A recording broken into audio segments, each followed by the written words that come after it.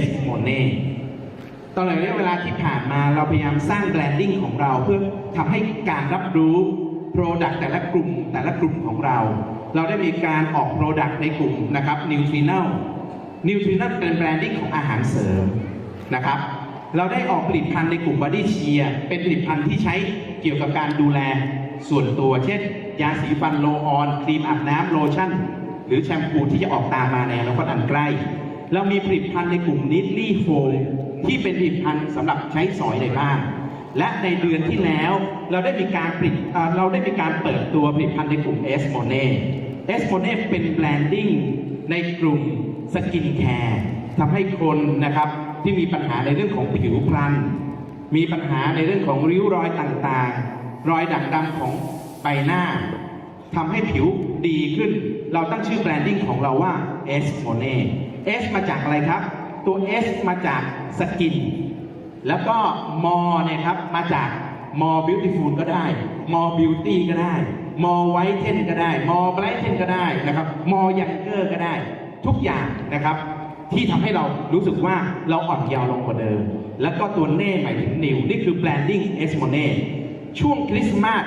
เราได้มีโอกาสออกผลิตภัณฑ์ตัวแรกในกลุ่ม S Monet คืออะไรครับ brightening lift up intensive cream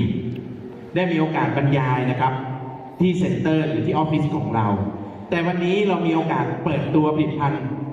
ตัวที่2ในกลุ่ม S Monet Skin Care นั่นก็คืออะไรครับใครได้ซื้อบ้างแล้วมาสพิษพึ่งไหนใครที่ได้ซื้อบ้างแล้วนะครับยกมือขึ้นนิดนึงเลยครับ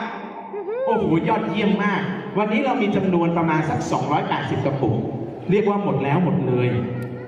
ถ้าจะรอจากนี้ต้องรอประมาณวันที่20เราถึงจะได้มีโอกาสซื้ออีกครั้งหนึ่งแล้ววันนี้พิเศษก็คือได้แถมตัวกาแฟนะครับ Classical Hazelnut ให้กับพวกเรา1 กล่องฟรีๆด้วยพูดถึงเรื่องราวของพิษผึ้งเนี่ย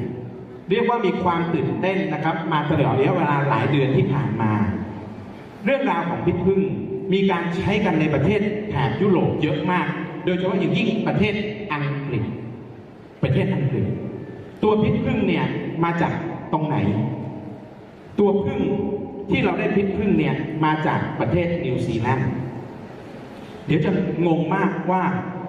แล้วมันจะกระบวนการเก็บพิษผึ้งนี่เขาทำอย่างไรฆ่าผึ้งให้ตายแล้วก็ค่อยดึงเอาเหล็กในออกมาหรือเปล่าเพื่อเค้นรีดเอาพิษออกมาเพื่อผสมในครีมของเราแต่มันมีวิธีการนะครับที่ดีมากในการที่จะทำให้ผึ้งเนี่ยปล่อยพิษออกมาจากเหล็กในแล้วเราก็เก็บพิษผึ้งตรงนั้นมาผสมเข้ากับครีมและใช้อย่างกว้างขวางนะครับในประเทศแถบยุโรปในขณะนี้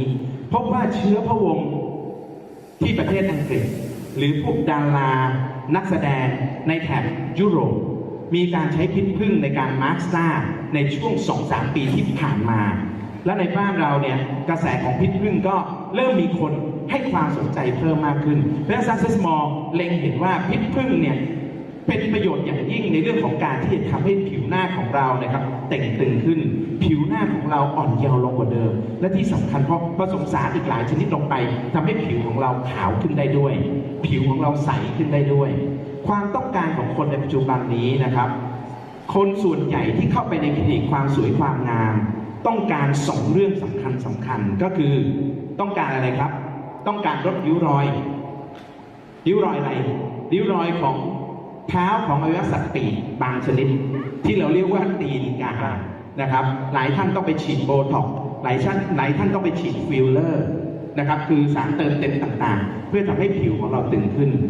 อีกกลุ่มหนึ่งก็คือกลุ่มที่มีปัญหาในเรื่องของรอยด่างดำบนใบหน้าที่เราเรียกว่าฝ้าหรือว่ากระการตอบโจทย์ของคนที่อายุ30 ปีขึ้นไปที่มีปัญหาฝ้าหรือริ้วรอยเกิดขึ้นแล้วเราต้องการแก้ปัญหา2เรื่องด้วยกันก็คือทำให้ริ้วรอยตื้นขึ้นจางลงในขณะเดียวกันทำให้ผิวหน้าใสขึ้นหมายความว่าฝ้ากระต่างๆจางลงแต่ถ้าใครอายุ20ยังไม่มีปัญหาเหล่านี้ทางที่ดีควรต้องป้องกันไว้ก่อนวันนี้พิษผึ้งมีบทบาทในเรื่องของการที่ทำให้ผิวของเราเต่งตึงขึ้นมานะครับโดยกระบวนการนะครับของการเก็บนะครับพิษผึ้งเขาใช้นะครับวิธีในการที่ทำให้ผึ้งเนี่ยไปเกาะอยู่บนกระจกก่อนนะครับนี่คือ ผลิตภัณฑ์ตัวใหม่ล่าสุดที่พวกเราหลายคนได้มีโอกาสซื้อเมื่อสักครู่นี้คืนนี้รีบทดลองใช้พรุ่งนี้เช้าตื่นขึ้นมาจะพบว่าหน้าของเรานะครับเต่งตึงขึ้นภายในชั่วข้ามคืนการออกฤทธิ์ของมันรวดเร็วมากนะครับเราไปดูก่อนว่านะครับมันมีสารประกอบอะไรบ้างตัวบีเวนอมนะครับตัวนี้เนี่ยโอเวอร์ไนท์สมาร์ทเนี่ยมันมีทั้งพิษพึ่งด้วยมีทั้งอาร์บูตินด้วยมีทั้งสเต็มเซลล์ด้วยนะครับและมีคอลลาเจนด้วยมีกลูตาไทโอนด้วยมีสารอินกรีเดียนหลายชนิดที่ผสมผสานกันอย่างลงตัวอยู่ในครีม1 กระปุกตอบโจทย์2เรื่องคืออะไรครับริ้วรอยร่องแก้มต่างๆให้ตื้นขึ้นแล้วก็ฝ้ากระรอยดำๆต่างๆให้จางลงนะครับเอาละเราไปดูนะครับตัว Active Ingredient ตัวแรกที่กล่าวขวัญกันนะครับอย่างแพร่หลายในช่วงไม่กี่เดือนที่ผ่านมาเราได้วิจัยนะครับพัฒนาผลิตภัณฑ์ตัวนี้ประมาณสัก3 เดือนจนวันนี้พร้อมจำหน่ายไอตัวพิษผึ้งมาจากประเทศนิวซีแลนด์โดยที่ทำให้ผึ้งเกาะอยู่ที่กระจกและมีการปล่อยกระแสไฟฟ้าอ่อนๆผึ้งก็คิดว่าเฮ้ยมีศัตรูผึ้งก็จะทำไงครับต่อยกระจกก็คือเหล็กในก็จะปล่อยพิษออกมาพิษผึ้งก็จะอยู่ในกระจกและค่อยผ่านกระบวนการเก็บพิษผึ้งที่บริสุทธิ์แล้วก็ทำให้เจือจางลงผสมอยู่ในเนื้อครีมนะครับโดยที่การออกฤทธิ์ของพิษผึ้งมันออกฤทธิ์ยังไงทำไมเนี่ยถึงได้ผลทำให้ผิวหน้าของเราเต่งตึงขึ้นใครในห้องนี้ที่มีประสบการณ์ถูกผึ้งต่อยมาก่อนในชีวิตนี้มีไหมครับไหนมีใครที่เคยถูกผึ้งต่อยมาก่อนการถูกนะครับเหล็กในของผึ้งต่อยอาการแสดงจะเป็นอย่างไรจะบวมแดงเกิดการอักเสบจากพิษผึ้งในปริมาณที่มากเมื่อเราทำให้เจือจางลงการออกฤทธิ์สำหรับครีมของเราทำยังไง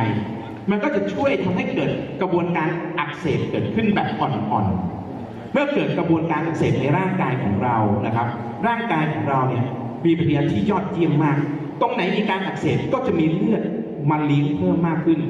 จึงทำให้บริเวณนั้นมีอาการบวม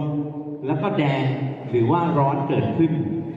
เมื่อไหร่ที่เลือดไปเลี้ยงบริเวณผิวหน้าของเราเยอะมากขึ้นสิ่งที่เกิดขึ้นตามมาก็คือจะมีกระบวนการในการกระตุ้นทำให้เกิดการสร้างคอลลาเจนจากไอ้เจ้าไฟโบบลาสต์เมื่อมีการสร้างคอลลาเจนนะครับโดยปฏิกิริยาธรรมชาติจากการอักเสบเล็กๆน้อยๆสิ่งที่ตามมาคืออะไรครับ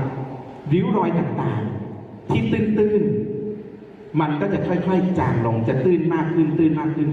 จนกระทั่งริ้วรอยเล็กๆค่อยๆจางหายไปสำหรับริ้วรอยที่ลึกเป็นไงครับก็อาจจะทำให้ตื้นขึ้นในระดับหนึ่งและการออกฤทธิ์เนี่ยเมื่อเราถูกผึ้งต่อยการออกฤทธิ์เร็วไหมครับต่อยปุ๊บบวมเลยเนี่ยรวดเร็วมากเพราะฉะนั้นการมาร์กหน้าภายใน1 คืนจากปริมาณนะครับพิษผึ้งที่เหมาะสมที่ผสมอยู่ในเนื้อครีมเราถึงรู้สึกได้ว่าวันรุ่งขึ้นหน้าของเราเป็นไงรู้สึกเต่งตึงขึ้นสดใสขึ้นมาในช่วงข้ามคืนได้นี่คือการทำงานของพิษผึ้งว่ามันมีโปรเซสของการทำงานในการกระตุ้นคอลลาเจนนะครับนั่นเองนอกจากนั้นนะครับตัวมันเองเนี่ยนะครับมันก็มีคุณสมบัตินะครับที่ดีมากในการที่จะกระตุ้นนะครับในเรื่องของการสร้างเซลล์เพราะฉะนั้นตอบโจทย์ในเรื่องของการที่เมื่อมีเซลล์ใหม่สร้างขึ้นด้วยคอลลาเจนเพิ่มมากขึ้นให้ผิวตึงขึ้นมีการสร้างเซลล์ใหม่นะครับรวดเร็วขึ้นทำให้ผิวของเราขาวขึ้นใสขึ้นได้ด้วยนี่คือ process นะครับของพิษผึ้งในเจ้าพิษผึ้งยังมีเอนไซม์อีกหลายต่อหลายชนิดที่จำเป็นอย่างยิ่งนะครับในการฟื้นฟูเซลล์ผิวหนังของเราเพราะฉะนั้นในพิษผึ้งเป็นหลักในการทำให้ผิวพรรณของเราเนี่ยตึงขึ้นแล้วก็สดใสขึ้นและยังมีอินกรีเดียนอีกหลายชนิดก็เป็นนะครับอินกรีเดียนที่เรียกว่า Talk of the Town ในช่วง 3-4 ปีที่ผ่านมาเช่นเดียวกันเราไปดูว่ามีอะไรบ้างครับเรายังมีนะครับสเต็มเซลล์จากแอปเปิล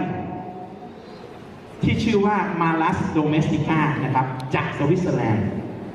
ถ้าพูดถึงสเต็มเซลล์นะครับสเต็มเซลล์ที่ดังที่สุดในโลกในปัจจุบันนี้อยู่ที่ประเทศสวิตเซอร์แลนด์บริษัทผู้ผลิตชื่อว่าไฟโตเซลเทคเรามีสเต็มเซลล์นะครับทั้งในรูปแบบกินและก็รูปแบบที่สามารถผสมอยู่ในเนื้อครีมได้ ไอ้เจ้าสเต็มเซลล์นะครับตัวนี้เราได้มาจากแอปเปิลสายพันธุ์อะไรครับเรียกว่าอุดไวเลอร์นะครับสเปกเลเบอร์นะครับอ่านยากนิดนึงเพราะจริงๆมันเป็นภาษาสวิสมันเป็นแอปเปิลพันธุ์นี้นะครับโดยที่ไอ้เจ้าสเต็มเซลล์เนี่ยมีคุณสมบัติที่ยอดเยี่ยมมากในเรื่องของการกระตุ้นให้ร่างกายของเราโดยเฉพาะยิ่งโกรทฮอร์โมนมันทำงานได้ดีขึ้นในพื้นผิวของผิวหน้าของเราเมื่อมีการกระตุ้นนะครับโกรทฮอร์โมนสิ่งที่ได้ตามมาคืออะไรครับก็ทำให้มีการกระตุ้นในเรื่องของการสร้างเซลล์ใหม่เกิดขึ้น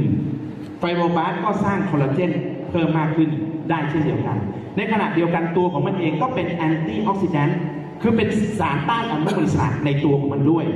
เมื่อไหร่ที่เป็นสารต้านอนุมูลอิสระให้พวกเรามีความรู้เลยว่า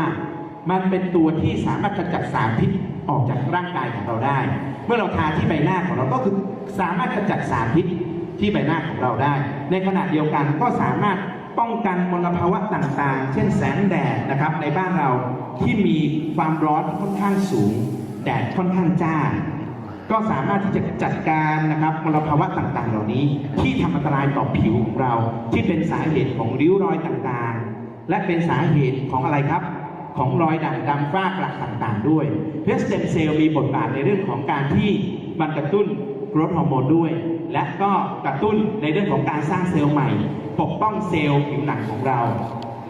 สิ่งที่ตามมาคือผิวของเราขาวขึ้นใสขึ้น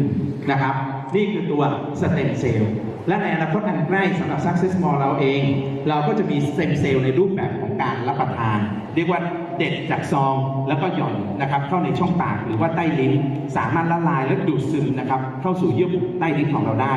ตอนนี้ผสมอยู่ในครีมนะครับบีเวนลุ่มของเราณขณะนี้นี่คืออินกิเดียนตัวที่2นะครับตัวที่3เราเรียกว่าอาบูตินเราเรียกว่าอาบูตินพูดถึงอาบูตินเนี่ยผมเปิดคลินิกความงามนะครับช่วง 8-9 ปีที่ผ่านมาจนปัจจุบันมีคลินิกความงามอยู่ประมาณ8 แห่งด้วยกันสารอาบูตินเป็นสารที่มีการใช้อย่างกว้างขวางในคลินิกความสวยความงามในอดีตเนี่ยอาบูตินนะครับจะเป็นตัวเบต้าอาบูตินปัจจุบันมีการพัฒนาให้มีคุณภาพสูงขึ้นแล้วก็ผลข้างเคียงลดน้อยลงจะเป็นตัวอัลฟาอาบูตินอาบูตินนะครับจะมีฤทธิ์ในเรื่องของการทำให้ผิวของเราขาวขึ้นใสขึ้นนะครับหลายคนอยากผิวขาวขึ้นใสขึ้นในเวลารวดเร็วก็ไปใช้ผลิตภัณฑ์ผิดประเภทใช้ผลิตภัณฑ์สกินแคร์บางอย่างที่ราคาถูกๆซื้อตามตลาดนัดซื้อตามบูธต่างๆที่เรียกว่าไม่มีคุณภาพโดยส่วนใหญ่ไม่ผ่านอย.เขาจะใส่สารปลอดลงไปหรือใส่สารที่เราเรียกว่าไฮโดรควิโนนลงไปซึ่งเป็นสารสังเคราะห์ไอ้เจ้าไฮโดรควิโนนตัวนี้มันเป็นยามันออกฤทธิ์ยังไงครับมันทำให้ผิวของเราขาวขึ้นเม็ดสีต่างๆในผิวของเรามันทำงานลดน้อยลงแต่สิ่งที่เกิดขึ้นก็คือว่าเมื่อผิวของเราขาวขึ้นจากไอ้เจ้าไฮโดรควิโนนในช่วงระยะเวลาสั้นๆหลังจากเราหยุดใช้เป็นไงครับสิ่งที่ตามมาก็คือว่ารอยด่างดำต่างๆฝ้ากระต่างๆที่มันเคยจางลงไปมันจะเกิดรีบาวกลับมารีบาวคืออะไรครับมันจะกลับมาผิวคล้ำขึ้นบางคนระหว่างที่ทาโอ้โหหน้าขาวมากพอหยุดใช้เป็นไงครับหน้ากลับมาดำเหมือนเดิมหรือดำยิ่งกว่าเดิมจากเจ้าไฮโดรควิโนนจึงมีการนะครับถูกบล็อกไม่ให้มีการใช้ไฮโดรควิโนนนะครับแต่เจ้าอาบูตินเนี่ยมันออกฤทธิ์คล้ายๆกับอาบูตินโดยเฉพาะอย่างยิ่งอัลฟาเป็นอาบูตินคุณสมบัติที่เด่นมากสำหรับอัลฟาอาบูตินก็คือว่ามันไปยับยั้งเอนไซม์ตัวหนึ่งที่เราเรียกว่านะครับไทโรซินเนสถ้าใครมีความรู้ในเรื่องการทำงานนะครับของเม็ดสีในผิวหนังของเราทำไมบางคนถึงมีผิวคล้ำทำไมบางคนถึงมีผิวที่ค่อนข้างขาวใสเนื่องจากว่าพันธุกรรมไม่เหมือนกันเม็ดสีเมลานินนะครับเมลาโนไซต์ในผิวของแต่ละคนในแต่ละเชื้อชาติเผ่าพันธุ์เนี่ยไม่เหมือนกันโปรเซสหนึ่งที่จะช่วยทำให้ผิวของเราขาวขึ้นนั่นก็คือถ้าเราสามารถยับยั้งเอนไซม์ไทโรซินเนสให้จำไว้ว่าเอนไซม์ตัวนี้กระตุ้นทำให้เมลาโนไซต์ก็คือเม็ดสีทำงานมากขึ้นผลิตเมลานินเพิ่มมากขึ้น ถ้าเป็นอย่างนี้จะทำให้ผิวของเราที่เคยขาวใสอยู่ ถ้ามันผลิตเพิ่มมากขึ้นจากสิ่งกระตุ้นต่างๆมลภาวะต่างๆแสงแดดต่างๆพอมันทำงานมากขึ้นผิวของเราก็คล้ำขึ้นดำขึ้นเป็นรอยฝ้ารอยกระเกิดขึ้นไอ้เจ้าอาบูตินตัวนี้มันเป็นอาบูตินที่มีคุณสมบัติที่เด่นคล้ายๆกับไฮโดรควิโนน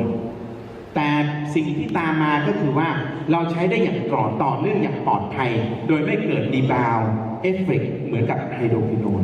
นี่คืออาบูตินจริงๆแล้วในคลินิกความสวยความงามมีการใช้มาหลายปีแม้แต่คลินิกผมเองไอ้เจ้าอาบูตินก็มีผสมอยู่ในครีมหลายชนิดที่เป็นจุดเด่นในเรื่องของการทำให้ผิวของเราขาวขึ้นอาบูตินไม่ได้มีจุดเด่นทำให้ผิวของเราตึงขึ้นหรือริ้วรอยต่างๆเนียนเรียบขึ้นแต่จุดเด่นมากที่สุดคือทำให้ผิวของเราขาวขึ้นได้นะครับจากเจ้าอาบูตินนี่คือ3ชนิดแรกอินกิเดีย3ชนิดแรกชนิดที่4นะครับผมว่าชนิดนี้หลายคนเนี่ยมีความรู้พื้นฐานอยู่แล้วนั่นคืออะไรครับนั่นคือคอลลาเจนปัจจุบันนี้ในกลุ่มนิวทริชั่นของเรามีคอลลาเจนชนิดรับประทานชนิดดื่มที่ชื่อว่ามอคอลลาเจนคอลลาเจนที่ผสมอยู่ในนะครับบีเวนอมนะครับโอเวอร์ไนท์มาร์สเนี่ยมันก็เป็นคอลลาเจนที่มาจากปลาทะเลน้ำลึกแต่ต้องมีโมเลกุลเล็กนะครับเพราะมันจะได้ซึมซับหรือว่าดูดซึมนะครับเข้าสู่ผิวของเราผิวของเราจะตึงได้ก็ต่อเมื่อมีคอลลาเจนก็คือโปรตีนชนิดหนึ่งที่มีจำนวนมากเพียงพอทำให้ผิวของเรานะครับได้รับการซ่อมแซมเสริมสร้างทำให้ผิวของเราเต่งตึงขึ้นนะครับที่สำคัญสำหรับไอ้เจ้าคอลลาเจนก็คือว่ามันจะช่วยเพิ่มนอกจากคอลลาเจนแล้วช่วยเพิ่มอิลาสตินให้กับผิวของเราด้วยผิวของเราตึงขึ้นได้แล้วไม่ใช่ตึงแล้วไม่สามารถยืดหยุ่นได้ผิวที่ดีนอกจากตึงขึ้นมาได้แล้วมันต้องสามารถยืดหยุ่นได้